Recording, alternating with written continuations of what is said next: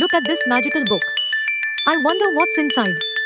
Let's sing, dance, read and play. கதை A new adventure starts today. கதை Eliot இரவில் தாமதமாக அறைக்குள் நுழைகிறான். அந்த இடம் தூசி படிந்த பழைய தளபாடங்களால் நிரம்பியுள்ளது. வெள்ளை தாள்களால் மூடப்பட்டிருக்கும். மரக்கட்டைகளில் சிலந்தி வலைகள் தொங்குகின்றன.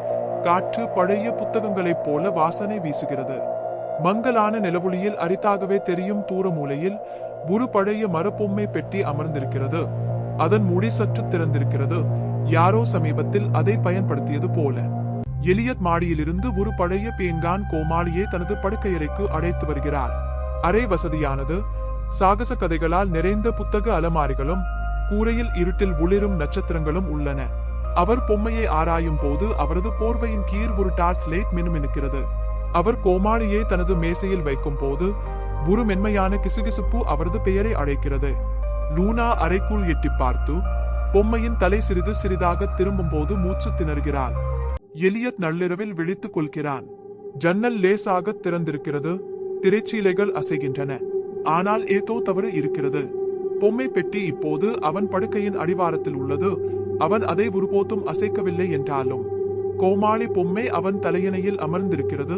அவனை நோக்கி தரையில் ஒரு சரியான வட்டத்தில் பொம்மை வீரர்கள் வரிசையாக நிற்கிறார்கள், காவலுக்கு நிற்பது போல. இப்போது விழித்திருக்கும் லூனா அறைக்குள் நுழைகிறாள். பொம்மை வீரர்களில் ஒருவர் தன் சிறிய தலையை அவள் பக்கம் திருப்பும் போது அவள் மூச்சு விடுகிறாள்.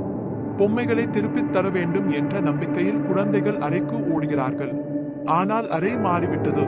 அறை இப்போது அசையவில்லை. மிதக்கும் பொம்மைகள் காற்றில் மிதக்கின்றன. ஆடும் குதிரைகள் தாங்களாகவே நகரும். ஒரு பேய் தாலாட்டு பாடல் ஒரு கண்ணுக்கு தெரியாத மூலத்திலிருந்து இசைக்கிறது. இருளில் இருந்து ஒரு நிழல் உருவம் பொம்மை தயாரிப்பாளர் அடியெடுத்து வைக்கிறது. அவர் ஒரு மென்மையான சீன பொம்மையை தூக்குகிறார். அதன் கண்கள் திறந்து குழந்தைகளை நேரடியாக பார்க்கின்றன. பொம்மை பெட்டி இனி வெறும் பெட்டி அல்ல, அது சிதறிய பொம்மைகளை இழுத்து செல்லும் ஒரு சுழல் சுழலாக மாறிவிட்டது. மாடி இயற்கைக்கு மாறான முறையில் நீண்டு ஒரு பயங்கரமான பொம்மை சுழல்கிறது. தப்பிப்பதற்கான ஒரே வழி நள்ளிரவு வருவதற்கு முன்பு பேய் பிடித்த அனைத்து பொம்மைகளையும் திருப்பித் தருவதுதான் என்பதை எலியட்டும் லூனாவும் உணர்கிறார்கள்.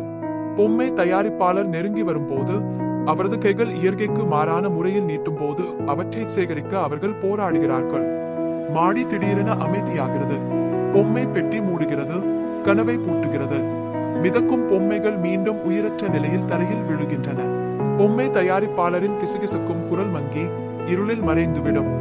எலியட்டும் லூனாவும் பொம்மை பெட்டியை மீண்டும் நிழலுக்குள் தள்ளுகிறார்கள். அவர்களின் கைகள் நடுங்குகின்றன.